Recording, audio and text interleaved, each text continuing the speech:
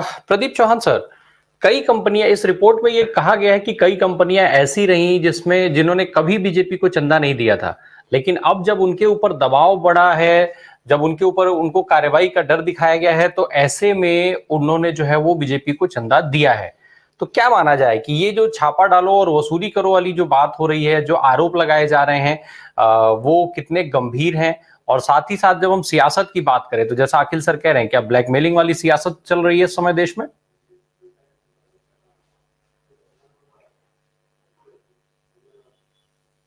जी Pradeep sir. देखिए राम प्रकाश जी, पहले तो सभी पैनल को मेरा नमस्कार। जो आपने अभी बात कही, जो ब्लैकमेलिंग वाली, इसमें तो कोई दो राय बची नहीं, क्योंकि अब जिस तरह से अगर डाटा चुनाव आयोग की वेबसाइट पे है, चुनाव आयोग की साइट पे ये सारी चीजें मौजूद है, तो उसके बाद तो जाहिर सी बात है, ये तो मतलब आप सामने आया, लेकिन ये तो फिल्मी स्टाइल में, फिल्मी स्टाइल वाला काम है कि या तो वो याद है आपको, एक पहले फिल्मों में हम देखा करते थे कि डी कंपनी से एक फोन आता था बिजनेसमैन को कि या तो आप हमें हफ्ता दीजिए, या दीजिए नहीं तो फिर आपको ये कर देंगे, वो कर दूंगे। उसी पैटर्न पे कुछ ये चीजें हुई है। तो ब्लैकमेलिंग वाला जो आपने कहा, ये तो बात बिल्कुल सही है, लेकिन सवाल इसमें ये उठता है कि क्या ये जो ट्रेंड है यही रुकने वाला है, या ट्रेंड ये आगे बढ़ने वाला है? मान लीजिए कल को, आज नहीं 5 साल बाद, 10 साल बाद, जब भी कोई तो सत्ता बदलेगा, सत्ता परिवर्तन होगा। जब सत्ता परिवर्तन होगा तो फिर ये ट्रेंड, ये ऐसा तो है नहीं कि यहाँ इनके साथ खत्म हो जाएगा, तो ट्रेंड और बढ़ेगा और जो है खतरनाक तरीके से खतरनाक रूप लेगा। तो ऐसे में जो डेमोक्रेटिक सिस्टम है हमारे देश का, उसका क्या होगा? वो डेमोक्रेटिक सिस्टम वैसे भी काफी हद तक चरमरा चुका है। काफी हद तक हमारे जो जितने भी उस डेमोक्रेसी के जो स्तंभ है, चारों स्तंभ, वो काफी हिल चुके हैं।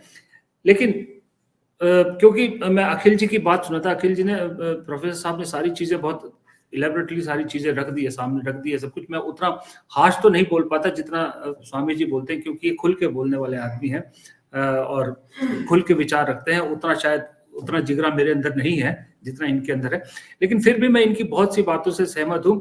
और दूसरी बात यह है कि वो जो पैसा, ये तो कहने को तो अमाउंट 300 कुछ है, 300 कुछ करोड़ है। बात अमाउंट की या उसकी नहीं, साइज की नहीं, बात है कि एक ट्रेडिशन की, जो एक तरीके की बात है, एक सिस्टम की। जब आपने एक सिस्टम को धत्ता बता दिया, सिस्टम के जरिए का उसकी जो सिस्टम की लूप होल्स है, उसको किस तरह से अपने फायदे के लिए इस्तेमाल किया जा सकता है, जब ये चीज आप कर रहे हैं तो कल को दूसरे भी करेंगे। और दूसरा, इससे एक चीज और साफ हो रही है कि किसी भी तरह से पैसा स्टेट गवर्नमेंट तक नहीं पहुंचने दिया जाता जो दूसरी पार्टियों की, क्योंकि जिस बिजनेसमैन से आप इस तरह से पैसा वसूलते हैं, वो किसी गैर भाजपा शासित प्रदेश में जाके अगर काम करना चाहेगा तो जाहिर सी बात है वहां भी उसकी आर्म ट्विस्टिंग होगी, वो नहीं जा सकता। और आज की डेट में आपको मालूम है, जिस स्टेट में जैसे मैं बैठा हूं हिमाचल में, यहां कांग्रेस जीती है तो बहुत सारे प्रोमिस पे जीती है, 10 गारंटियां दी है। उन सब गारंटियों को या उन प्रोमिस को पूरा करने के लिए पैसा तो चाहिए। पैसा कहां से आता है? पैसा किसी स्टेट गवर्नमेंट के पास आज नहीं है, सैलरीज देने के लिए पैसा नहीं है। वो तब है अगर स्टेट में इन्वेस्टमेंट आएगी। इन्वेस्टमेंट लाता है बिजनेसमैन, और जब बिजनेसमैन की आर्म ट्विस्ट सेंट्रल गवर्नमेंट की तरफ से होगा तो वो आपकी स्टेट में नहीं आएगा। आता कौन है अल्टीमेटली? फिर बचता है एक अदानी। सबको अदानी की शरण में जाना पड़ता है। और फिर उसमें क्या होता है, जब राहुल गांधी अदानी का मुद्दा उठाते हैं या कोई और अदानी का मुद्दा उठाता है, तो सीधा सवाल यह पूछा जाता है कि आप तो अदानी का मुद्दा उठा रहे हैं, लेकिन आपकी स्टेट गवर्नमेंट तो अदानी से ही पैसा ले रही है, अदानी ही आपके यहाँ पर सारा इन्वेस्ट कर रहा है। जैसे राजस्थान में अशोक गहलोत को लेकर हुआ था, अभी तेलंगाना की सरकार को लेकर हुआ था।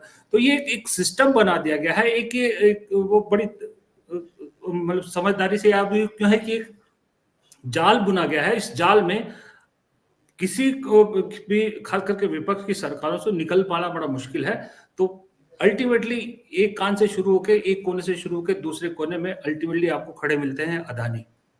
और अदानी खड़े मिलते हैं तो आपके पास फिर आपके विपक्ष की सबसे बड़ा मुद्दा खत्म हो जाता है। तो ये एक सिस्टम बना दिया गया है, और मुझे लगता है कि इस सिस्टम के दूरगामी जो परिणाम है, जो मैं फिर दोबारा वही बात रिपीट कर रहा हूं, दूरगामी परिणाम बहुत खतरनाक होने वाले हैं।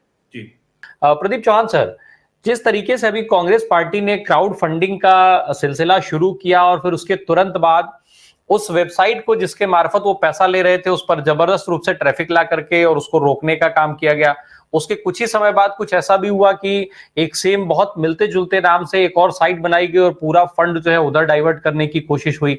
तो जब इस तरीके की कोशिशें होंगी तो विपक्ष के बाकी दल जो है वो फंडिंग पाएंगे कैसे, और जो फंड पहले से उनके पास है वो खाते फ्रीज कर दिए जाएंगे तमाम क्वेरीज लगा करके, और वो ट्रांजैक्शंस रोक दी जाएंगी, तो फिर चुनाव होगा कैसे, जिस तरीके के हालात नोटबंदी के समय पर हुए और जैसा आज तमाम सियासी दल जो है वो आरोप लगा रहे हैं। एक सवाल, दूसरा सवाल मैं एक और जोड़ दूं सर इसके साथ। अभी विवेक सर जो जिक्र कर रहे थे कि जानकारी के बाद भी लोग वोट देते हैं, बहुत बड़े बड़े करप्शन भाजपा के अब तक सामने आए हैं।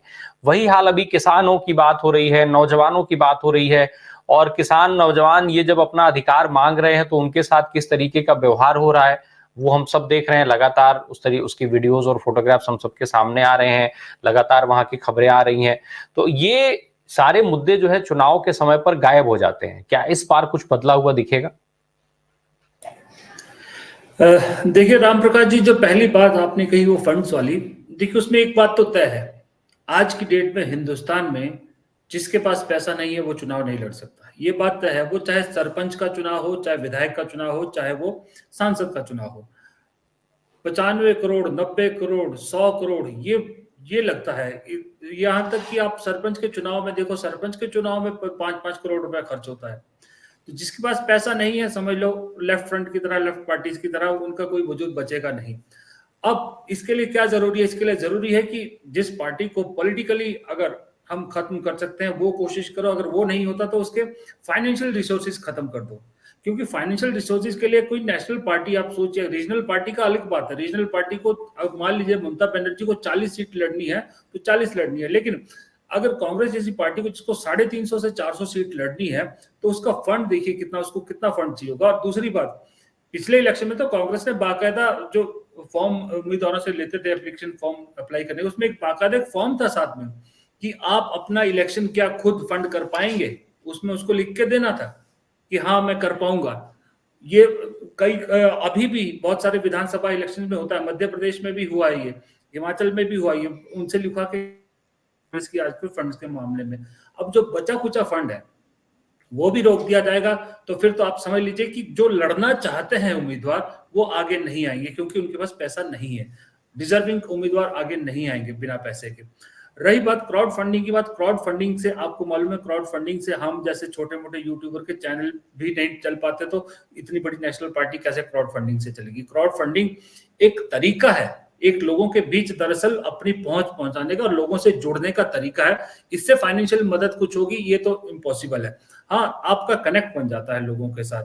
तो ये तो रही बात क्राउड फंडिंग और फंड्स का सीधा सीधा मामला ये है। दूसरा सवाल आपने पूछा था कि क्या इस बार मुद्दे बदलेंगे। देखिए, आपको 2019 का चुनाव याद होगा कि 2019 का चुनाव जब वो बालाकोट वाला जो मामला हुआ था, वो उसके बाद और चुनाव के बीच में वक्त ज्यादा नहीं था और एकदम से वो ऐसा मुद्दा भुना, बीजेपी ने ऐसा भुनाया, ऐसे उसके चारों तरफ गेम खेली कि पूरा देश एक उसमें हो गया। इस बार थोड़ी सी मुझे लगता है कि इस बार वक्त कम है ऐसी कुछ चीजें करने के लिए। आज डेट कितनी हो गई, जो 24 तारीख आज डेट हो गई है, 13, 12, 10 के बाद कभी भी चुनाव आयोग के हिसाब से देखा जाए तो चुनाव के डेट अनाउंस कर सकता है। तो वक्त 20 दिन भी नहीं बचे। 20 दिन में कोई इतना बड़ा खेल कर पाना बड़ा मुश्किल लगता है, क्योंकि पुलवामा टाइप का कुछ खेल हो जाए वो नहीं हो सकता। हाँ इतना जरूर है कि इस वक्त पिछली बार की बजाय उल्टा जरूर हो रहा है कि इस बार चाहे वो किसानों का मुद्दा हो, चाहे आपका ये इलेक्ट्रल बॉन्ड का मुद्दा हो, चाहे वो सबसे बड़ी बात हो जो अभी चंडीगढ़ को लेकर फजीयत हुई, ये सारी चीजें जो है वो उल्टी पड़ रही है। और दूसरी बात, जिस इंडिया गठबंधन को आपने खत्म करार दे दिया था, आपने उसको तिलांजलि दे दी थी, श्रद्धांजलि दे दी थी, सब कुछ दे दी, सारी अंजलियां दे दी थी आपने उनको, वो अचानक से फिर खड़ा हो गया। अब खड़ा हो गया तो सूत्र बता रहे हैं कि अभी जो जयंत चौधरी है वो भी डावाडोल हो चुके हैं, उन्हें समझ नहीं आ रहा किधर जाए वो, क्योंकि ऐसी दो धारी तलवार पे खड़े हैं। इधर किसानों का आंदोलन है जिसपे उनकी सारी राजनीति टिकी है, इधर इंडिया खड़ा हो गया, तो वो भी डावाडोल स्थिति में है। और प्रोफेसर साहब ने बता ही दिया, नीतीश कुमार वाला, लालू प्रसाद वाला, तो प्रोफेसर साहब ने बता ही दिया। अब ममता बनर्जी वाला भी आप कांग्रेस के सोर्स बता रहे हैं कि सिर्फ एक सीट का मामला अड़ा हुआ है, कांग्रेस 6 मांग रही है, वो 5 देने को तैयार है। वो एक सीट पे सोनिया गांधी अगर कॉल कर देंगी तो वो भी सॉर्ट आउट हो जाएगा, मेरे ख्याल कांग्रेस 5 सीट पे मान जाएगी।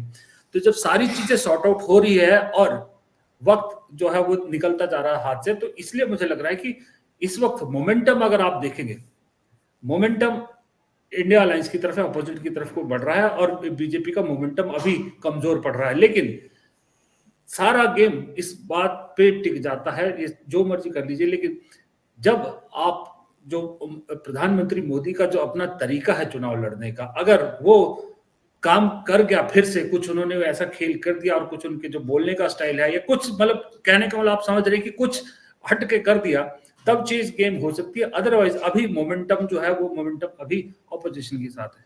जी जी।